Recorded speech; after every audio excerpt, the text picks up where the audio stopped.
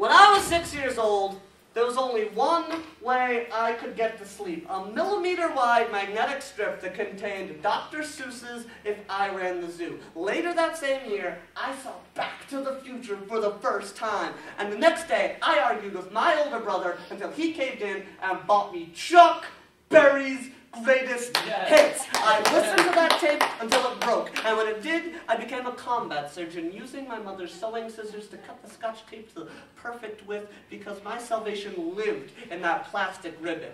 The cassette tape is physical. It's the difference between getting your porn off the internet or going to a XXX movie theater. Masturbation should be dangerous. Your tapes lived with you. I had a small beige plastic briefcase with latches on each end, and I absconded with my siblings' cassettes until it was filled. The final tape was the Holy Grail, the Green Plaid album by the mighty, mighty Boss Tones, and that clunky black tape player that was heavier than anything I owned until I was 11, that I rescued from an attic or a basement, I don't remember, and you have to press down on the play button real smooth like, or the whole thing gets jammed. But I knew how to do it just right, because me and that machine, we knew each other. We had spent nights together, back at the station wagon, volume turned to 1 so not to wake my mother in the passenger seat, feeling the whir of the spools travel into my shoulder, mouthing the words to Norwegian Wood, which I could only barely hear over the crackle.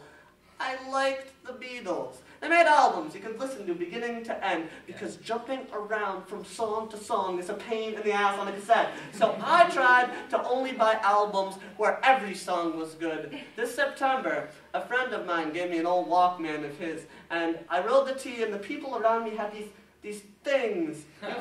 You've seen them, I know. They had like 18 gabillion songs that are never enough. Meanwhile, in my bag, I had Desire and Pearl, and they were the only 2 albums I needed. So you can listen to music that will go with you anywhere, but I want to listen to music so necessary that I'll do anything to get to it. You can gorge yourself on this thin creativity all you want. I'd rather consume art with presence, maybe a little hiss and crackle. The cassette tape was trying to teach us something about economy. The cassette tape didn't become obsolete. We just got boring. It's not the future is coming faster and faster. It's that the past wants nothing to do with us.